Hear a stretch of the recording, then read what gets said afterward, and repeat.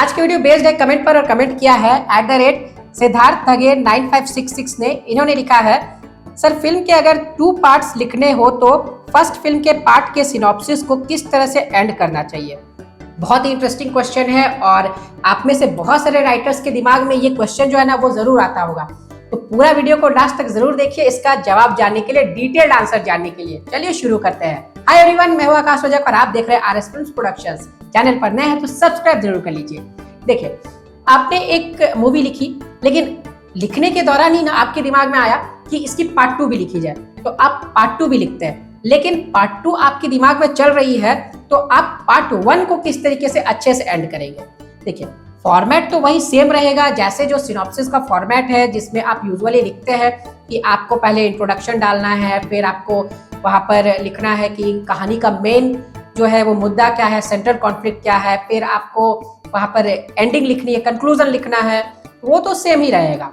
लेकिन जब आप कंक्लूजन को लिखते हैं, एंडिंग को लिखते हैं, तो वहां पर आपको क्या करना चाहिए ना, आपको एक क्लिफ हैंगर डालना चाहिए। क्लिफ हैंगर का मतलब होता है ना कि आपको एक वहां पर सस्पेंस डाल देना चाहिए, वहां पर कुछ ऐसा आपको डाल देना चाहिए ना, कुछ ऐसा वहां पर छोड़ देना चाहिए कि लोगों के दिमाग में एक क्वेश्चन रहे और उसका जवाब नेक्स्ट पार्ट में मिले।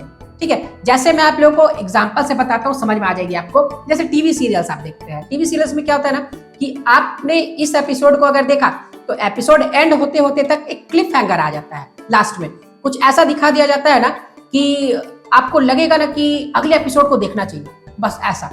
अब आप क्या करते हैं, अगले दिन आप बैठते हैं उसी समय पर और देखते हैं कि आखिर क्या हुआ। तो ये होता है क्लिफ हैंगर।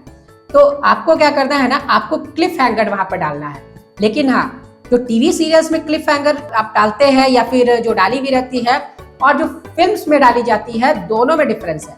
क्या डिफरेंस है? जैसे मान लीजिए कि आप जो क्लिफ हैंगर एंड में डाल रहे हैं ना, तो नेक्स्ट पार्ट स्टार्ट होगी, तो वो क्लिफ हैंगर जो है ना वो भी एक कंक्लूजन की तरह रहना चाहिए। ये नहीं कि बहुत ज्यादा कुछ आपने क्वेश्चन छोड़ दिया कि फर्स्ट पार्ट जो वो एंडिंग ही नहीं।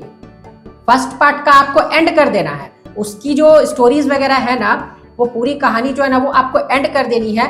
लेकिन लास्टली क्या करना है ना, आपको लास्ट में आप वहां पर एक कुछ ऐसा ट्विस्ट डाल दीजिए जो सेकंड पार्ट का जो है ना वो बिगनिंग हो जाए। जैसे रिसेंट आप मूवीज को देखिए, भूल भुलैया 2 जब आई थी तो भूल भुलैया 2 के लास्ट में वो पूरा कंक्लूजन हो गया था, लेकिन लास्ट में वो ऐसा लिंक दिया गया कि लगा कि हाँ पार्ट 3 जो है आने वाला है।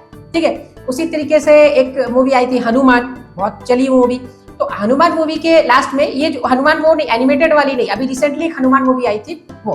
तो हनुमान मूवी में क्या होना, वो पूरा कंक्लूजन लास्ट पे दिखा दिया है कि ये जो एंडिंग है ना इस तरीके से फर्स्ट पार्ट की हुई, लेकिन सेकेंड पार्ट के लिए एक सस्पेंस छोड़ा गया। वो पूरी एंडिंग होने के बाद फिर एक जो शॉट है ना वो अलग से दिखाया गया और उसके बाद फिर वो पूरा कंक्लूजन जो है ना वो दिखाया गया।